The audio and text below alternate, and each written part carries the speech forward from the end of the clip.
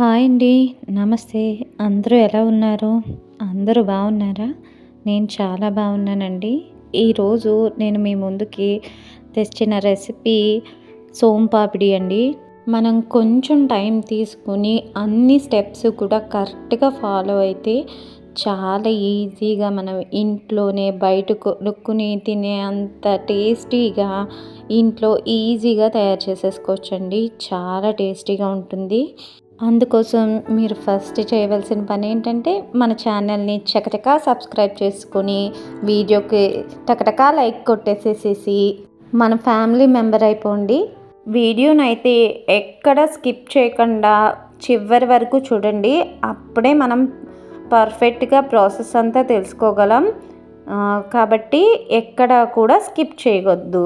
సోంపాపిడి కోసం మనకి పెద్దన్ని ఐటమ్స్ ఏమీ అవసరం లేదండి. ఇంత సింపులా అని అనిపిస్తుంది చేసేటప్పుడు. మనకి 4 వస్తువులు అవసరం అవుతాయి. మైదా, అలాగే శనగపిండి, పంచదార, 4 అంటే 4 టేబుల్ స్పూన్లు నెయ్యి. వీటితోనే మనం చాలా ఈజీగా మనం ఈ సోంపాపిడిని తయారు చేసేసుకోవచ్చండి. చూసారా ఎంత బాగున్నదో, దారాల్లా ఎంత బాగా వచ్చిందో చూసారా సోంపాపిడి. చూస్తుంటేనే నోరూరుతుంది కదా. మనం ఇది చేస్తుంటే మన చిన్నతనం అంతా మనకు గుర్తొస్తుందండి. చిన్నతనంలో మనం సోంపాపిడి కోసం అమ్మ డబ్బులు కావాలి, సోంపాపిడి వచ్చింది కొనుక్కోవాలి, గంట మోగిపోతుంది అని ఎంత పేచి పెట్టామో మనకి ఈ వీడియో చూస్తుంటే ఖచ్చితంగా గుర్తొస్తుందండి. ఇంకెందుకు లేటు, ప్రాసెస్ మొదలు పెట్టేద్దాం, వచ్చేయండి. ముందుగా ఒక ప్లేట్ తీసుకున్నానండి. ఫస్ట్ ఈ ప్లేట్లోనికి 1 కప్ వరకు మైదా తీసుకుంటున్నానండి. మైదా హెల్దీ కాదు, నేను అవాయిడ్ చేయాలి అనుకుంటున్నాను అని మీరు అనుకుంటే కనుక మైదాకి రీప్లేస్మెంట్గా మీరు శనగపిండినే ఇంకొక కప్ తీసుకోవాలండి. నేను 1 కప్ వరకు మైదా, 1 కప్ వరకు శనగపిండిని తీసుకుంటున్నాను. ఇలాగైతే బాగుంటుంది, బయట కొన్న విధంగా ఉంటుంది అని. ఇప్పుడు స్టవ్ మీద బాండీ పెట్టుకొని స్టవ్ వెలిగించుకుంటున్నాను. కొంచెం హీట్ ఎక్కిన తర్వాత నేను 2-3 స్పూన్స్ వరకు నేతిని వేసుకుంటున్నాను. నెయ్యి కొంచెం చక్కగా మెల్ట్ అయిన తర్వాత మనం శనగపిండి, మైదా తీసుకున్నాం కదండి, 1 కప్ వరకు. దాన్ని నేను ఈ నేతిలోనికి యాడ్ చేసుకుంటున్నాను. చక్కగా ఇదంతా కూడా కలిసి వేయించేసుకోవచ్చండి. లేదు మేము విడివిడిగా వేయించుకుంటాము అని అనుకుంటే విడిగా మీ ఇష్టం. మీకు నచ్చిన విధంగా కమ్మటి వాసన వచ్చేట్టు 10-15 మినిట్స్ వరకు లో ఫ్లేమ్లో చక్కగా వేయించుకోవాలండి. అటు ఇటు పక్కకు మాత్రం వెళ్ళొద్దు. వెళ్తే గనక కింద అడుగున మాడు పట్టేస్తుంది. అప్పుడు మన రెసిపీ మొత్తం పాడైపోతుంది. సో దగ్గరే ఉండి స్లో ఫ్లేమ్లో చక్కగా వేయించుకోండి. ఇప్పుడు మిగిలిన 2 స్పూన్ల గీ కూడా వేసుకుని మొత్తం కలిసే విధంగా చక్కగా వేయించుకోండి. గీ మొత్తం మన పిండి మిశ్రమానికి బాగా పట్టేట్టు నెమ్మదిగా వేయించుకోండి. ఇది వేగిన తర్వాత మనకి కమ్మటి వాసన అనేది వస్తుందండి. అప్పటి వరకు కూడా వేయించుకోవాలి. కొంచెం కలర్ కూడా చేంజ్ అవుతుంది. నేను చెప్పాను కదండి, బాగా వేగిన తర్వాత కలర్ చేంజ్ అవుతుందని. పిండి వేగిపోయింది కాబట్టి స్టవ్ ఆఫ్ చేసేస్తున్నాను. ఇప్పుడు నేను ఒక ప్లేట్ పెట్టుకుని ఆ ప్లేట్లోనికి ఈ పిండిని మొత్తం ట్రాన్స్ఫర్ చేసేసుకుంటున్నానండి. ఎందుకంటే బాండీలోనే ఉంచితే ఓవర్ హీట్ వల్ల మాడిపోతుంది. సో వేరే ప్లేట్లోనికి తీసుకుని చల్లార్చేసుకుంటున్నాను. చల్లార్చుకున్న తర్వాత ఖచ్చితంగా జల్లించుకోవాలండి. అందుకే ఫస్ట్ చల్లార్చేసుకుంటున్నాను. సోంపాపిడి రెసిపీకి పిండి అనేది పౌడర్లా ఉండాలండి. సో జల్లించుకోవాలి. ఇప్పుడు నేను స్టవ్ మీద మరో ప్యాన్ పెట్టుకుని పిండి చల్లారే లోపల మనం పాకం ప్రిపేర్ చేసుకోవాలి కదండి, అందుకని పంచదార వేస్తున్నాను. కొంచెం మందంగా ఉన్న పాత్ర పెట్టుకుంటే మనకి పాకం అనేది బాగుంటుంది, అంటే అడుగు తొందరగా పట్టకుండా ఉంటుంది. సో నేను కొంచెం మందంగా ఉన్న ప్యాన్ తీసుకుని దానిలో 2 కప్స్ వరకు పంచదారను వేస్తున్నాను. వేసి మనకి మెల్ట్ అవ్వాలి అంతే. పంచదార మెల్ట్ అయ్యేంత వాటర్ వేస్తున్నాను. ఈ లోపల ఒక ప్లేట్లోనికి గీ అప్లై చేసుకుంటున్నానండి. గీని కానీ లేదా ఆయిల్ని కానీ అప్లై చేసుకుని పెట్టుకోండి. మనం పాకం అనేది ఆ ప్లేట్లో వేయాలి. ఇప్పుడు ఇంకొక ప్లేట్ పెట్టుకుని ఈ ప్లేట్లోనికి నేను పిండి చల్లారిపోయి ఉన్నది, ఆ చల్లారిన పిండిని జల్లించేసుకుంటున్నాను. నా దగ్గర ఇలాంటి జాలిగరిటె ఉన్నది వల్ల నేను దీంట్లోకి జల్లించుకుంటున్నాను. లేదంటే మీరు జల్లెడతో కూడా జల్లించుకోవచ్చు. పిండి జల్లెడ ఉంటుంది కదా, దాంతో జల్లించుకోండి. నేను ఇది కొంచెం హోల్స్ పెద్దగా ఉంది, అయినా పర్వాలేదు, నేను దీంతో జల్లించేసుకుంటున్నాను. చూసారుగా ఇలా జల్లించేసుకుని ఫైన్ పౌడర్ని మాత్రమే తీసుకున్నానండి. ఇప్పుడు దీన్ని పక్కకు పెట్టేసుకుంటున్నాను. ఇప్పుడు పాకం ప్రిపేర్ చేసుకుందాం. ఇప్పుడు పంచదారని బాగా మెల్ట్ చేసుకోండి. కొంచెం మనం గరిటెతో ఇలా కదుపుతూ ఉంటే పంచదార అనేది తొందరగా మెల్ట్ అవుతుంది. దీంట్లో మీకు ఒక ట్రిక్ చెప్తానండి. ఏంటంటే, ఇంతకుముందు నేను ఈ రెసిపీని 2-3 టైమ్స్ ట్రై చేశానండి. ట్రై చేసినప్పుడు పాకం అనేది క్రిస్టల్ ఫామ్ అయిపోయింది. పాకం పూర్తిగా ప్రిపేర్ అయిపోయిన తర్వాత నేను ఏం మిస్టేక్ చేశానో ఇలా అయిపోతుందే అని 1-2 సార్లు చేశాను, కానీ 2 సార్లు కూడా సక్సెస్ అవ్వలేదండి. ఆ తర్వాత క్రిస్టల్ ఫామ్లోకి పంచదార పాకం రాకుండా ఉండాలంటే 2 స్పూన్ల వరకు నిమ్మరసాన్ని యాడ్ చేయాలని ఆ తర్వాత అర్థమైంది. నిమ్మరసం యాడ్ చేస్తే పాకం అనేది క్రిస్టల్ ఫామ్ అవ్వదటండి. నాకు ఆ విషయం తెలియక నేను 2 టైమ్స్ కూడా మిస్టేక్ చేశాను. తర్వాత తెలిసింది. తర్వాత ఖచ్చితంగా నిమ్మరసాన్ని మాత్రం పాకంలోకి 2 స్పూన్స్ వరకు వేసుకుంటున్నాను. ఫస్ట్ టైం చేసేవాళ్ళు మాత్రం నాలాగే ఎప్పుడూ మిస్టేక్ చేయకూడదు అని నేను చెప్తున్నాను. ఖచ్చితంగా కూడా నిమ్మరసం వేసుకోండి. ఒక బద్ద నిమ్మరసం పూర్తిగా పిండేసుకుంటే సరిపోతుంది. అలాగే గింజలు పడకుండా మాత్రం చూసుకోండి. గింజలు ఎట్టి పరిస్థితుల్లోని పాకంలో పడకుండా చూసుకుని నిమ్మరసం యాడ్ చేసుకోండి.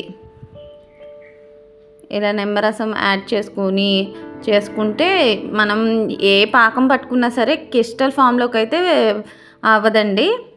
సో ట్రై చేయండి. ఇలా ఖాళీగా ఉన్నప్పుడు ఏదైనా పిల్లలిద్దరూ స్కూల్కి వెళ్ళిపోయారండి. సో ఖాళీగా ఉన్నాను, ఏదైనా వెరైటీగా ట్రై చేయొచ్చు అని అనిపించింది. మనం ఎవరితో అన్నా మాట్లాడదామంటే భయం కూడా వేస్తుంది. ఈ రోజుల్లో ఏమంటే ఏం తప్పు వస్తుందో తెలియట్లేదు.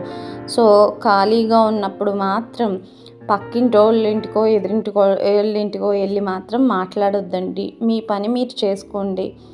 ఇంట్లో విషయాలు బయట చెప్పడం వల్ల మనకే లాస్. అది 10 మందికి తెలుస్తుంది. సో ఇంటి గుట్టు రచ్చ అవుతుందన్నమాట. సో ఎప్పుడూ ఆ పొరపాటు మాత్రం చేయొద్దు.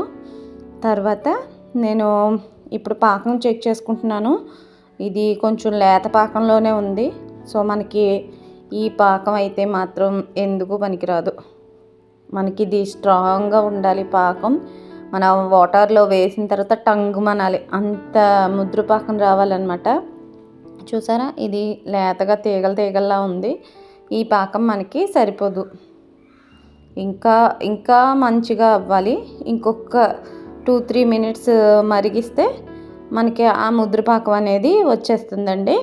సో ఇంకోసేపు వెయిట్ చేద్దాం. కాసేపు వెయిట్ చేశాను. ఇప్పుడు చూద్దాం మళ్ళీ మన పాకం ఎలా తయారైందో చూద్దాం మళ్ళీని.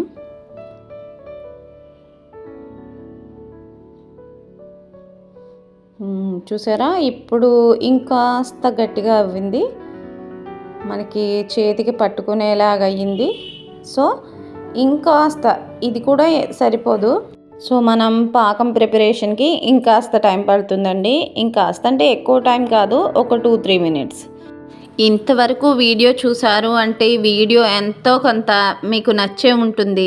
ప్లీజ్ ఛానల్ని సబ్స్క్రైబ్ చేసుకోండి. నేను కొత్తగా ఛానల్ పెట్టాను. సో మీ సపోర్టింగ్ నాకు ఖచ్చితంగా అవసరం అవుతుంది. 1000 సబ్స్క్రైబర్స్ కావాలి.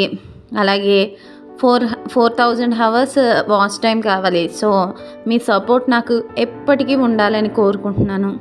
ఖచ్చితంగా వీడియోని లైక్ చేయండి. అందువల్ల మిగతా వ్యూవర్స్కి నా వీడియో అనేది చేరుతుంది. సో నా ఛానల్ అనేది గ్రో అవ్వడానికి మీ ఒక్క లైక్ చాలా ముఖ్య పాత్ర వహిస్తుందండి. ఇప్పుడు నేను చెక్ చేసుకుంటున్నాను మళ్ళీని. చూసారా, ఇప్పుడు బాగా గట్టిగా అయ్యింది. మనకి ఇంకొంచెం గట్టిగా అయితే సరిపోతుంది. చేత్తో నేను నొక్కి చూస్తున్నాను, స్ట్రాంగ్గా అయిపోయింది, గట్టిపడ్డది. ఈ విధంగా అయితే సరిపోతుంది. సో మనం ఈ పాకాన్ని ఇంకా స్టవ్ ఆఫ్ చేసుకుని దించేసుకునే టైం వచ్చేస్తుంది. సో లెట్స్ మేక్ సోమ్ పాపిడి. ఇప్పుడు మనం చాలా కేర్ఫుల్గా ఈ పాకాన్ని గ్రీజ్ చేసిన ప్లేట్లోనికి ట్రాన్స్ఫర్ చేసేసుకుందామండి. నెయ్యిని గ్రీజ్ చేసాం కదా ఆ ప్లేట్లోనికి ట్రాన్స్ఫర్ చేసుకుందాం. మనం ప్లేట్లోనికి పాకం ట్రాన్స్ఫర్ చేసేసుకున్న తర్వాత వెంటనే ఎట్టి పరిస్థితుల్లో కూడా చెయ్యి పెట్టొద్దండి. చెయ్యి కాలిపోయి తోలు ఊడొచ్చేస్తుంది, అంత వేడిగా ఉంటుందన్నమాట. సో దాన్ని కొంచెం కూల్ డౌన్ అవ్వనివ్వండి. కూల్ డౌన్ అయిన తర్వాత అప్పుడు గరిటెతో కొంచెం దగ్గరికి అనుకుని కొంచెం గట్టి పడుతుంది అన్న తర్వాత మాత్రమే చేయి పెట్టాలి. అప్పటి వరకు మాత్రం చేయి పెట్టొద్దు. కాస్తంత గరిటెతో అటు ఇటు అంటూ ఉంటే మనకి ఈ పాకం అనేది కొంచెం దగ్గరికి అవుతూ ఉంటుంది. చల్లారే కొలిది దగ్గర పడిపోతూ ఉంటుంది అన్నమాట.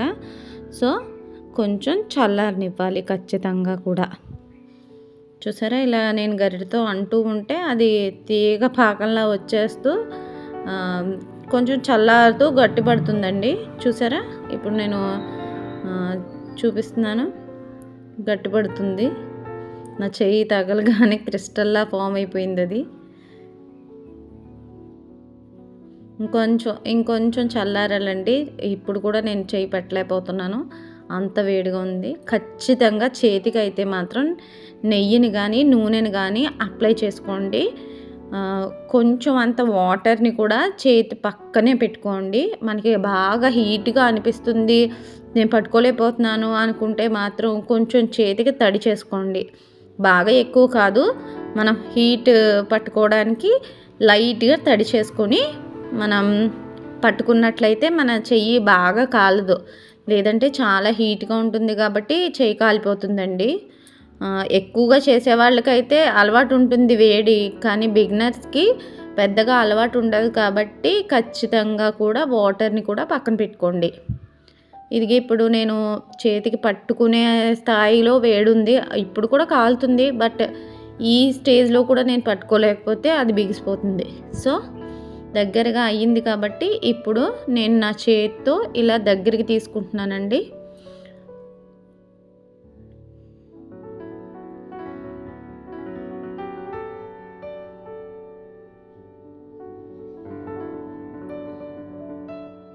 పాకం బాగా గట్టిపడిపోయింది. సో మనకి స్పూన్స్ కూడా గట్టిగా అంటుకుపోతుంది. ఇప్పుడు చకచకా తీసేయవలసిన టైం అన్నమాట. ఖచ్చితంగా ప్లేట్లో నుంచి గబగబా తీసేయాలి. తీయకపోతే ప్లేట్లోనే ఉండిపోతుంది అది గట్టిపడిపోయి. చూసారా, అప్పుడే గట్టిపడిపోవడం స్టార్ట్ అయిపోయింది. సో నేను ఇంకా స్పూనులతో పని అవ్వట్లేదని ఇంకా చేత్తోనే స్టార్ట్ చేశాను. చాలా వేడిగా ఉందండి బాబు, చెయ్యి కాలిపోతుంది. నేను ఇంత వేడిలో ఎప్పుడు చేతులు పెట్టలేదు. ఇదిగో ఈ సోంపాపిడి చేయడం కోసం ఈ చేతులు పెడుతున్నాను. ఇంత వేడిలో అదేదో లావా లాగా చాలా వేడిగా ఉంది. జీళ్ళపాకం అంటారు కదా, ఇదేనండి బాబు జీళ్ళపాకం. దీన్ని సాగేసి జీళ్ళు చేస్తారు. కాదంటే జీళ్ళ పాకానికి బెల్లం వాడతారు, మనం ఇక్కడ పంచదార వాడాం. అంతే తేడా, మిగిలిందంతా సేమ్ టు సేమ్.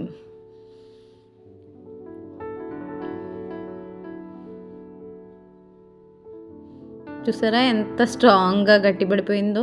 మనం పొయ్యి మీద దించినప్పుడు నార్మల్గా స్ప్రెడ్ అయిపోయింది ప్లేట్లోనికి. ఇప్పుడు చాలా గట్టిగా అయిపోయింది. చూసారా,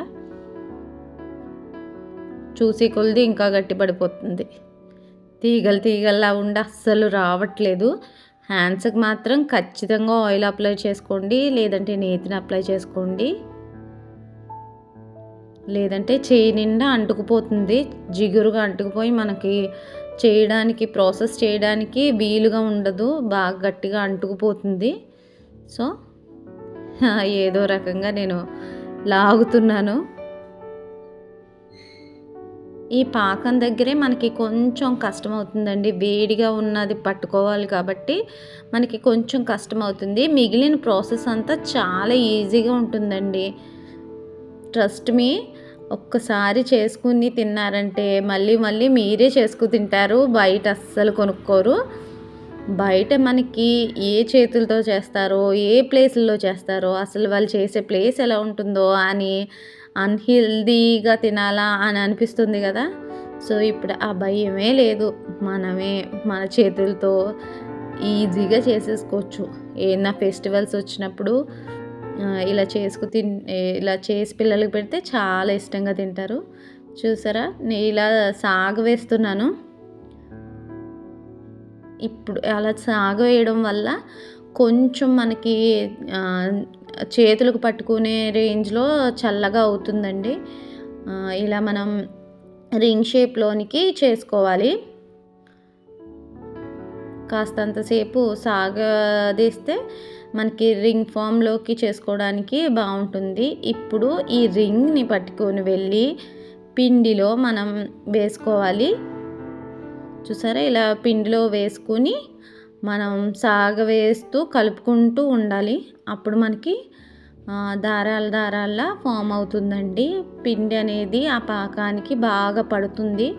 అప్పుడు మనకి దారాల్లాగా ఫామ్ అవుతుంది. నేను వీడియోలో చూపించినట్టు కొంచెం స్పీడ్గానే అనండి, కొంచెం గట్టిగా ఉంటుంది. మనం చాలా చేత్తో గట్టిగా లాగాల్సి వస్తుంది.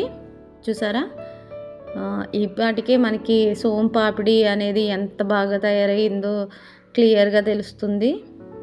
చూసారా ఎంత బాగా వచ్చిందోని. ఇంకాసేపు అందాం.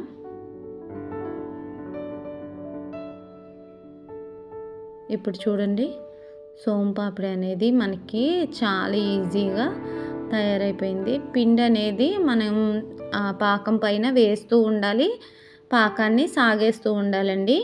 చూసారా ఎంత పర్ఫెక్ట్ సోంపాపిడి తయారైందో, దారాల్లాగా అచ్చం బయట కొన్న విధంగా ఉంది కదా. ఇప్పుడు ఈ సోంపాపిడిని నేను ఒక చిన్న కప్పులోనికి బాదం తురుముకున్నానండి. ఆ బాదం వేసి సోంపాపిడిని వేసి నొక్కుతున్నాను. ఇప్పుడు మనకి చాలా పర్ఫెక్ట్ షేప్లో అలా రౌండ్గా వస్తుంది, బయట కొనుక్కున్న విధంగా ఉంటుంది. సో చూసారా ఎంత బాగా వచ్చిందో, mouth melting. Wow, looking so beautiful. నాకైతే చాలా బాగా నచ్చేసిందండి.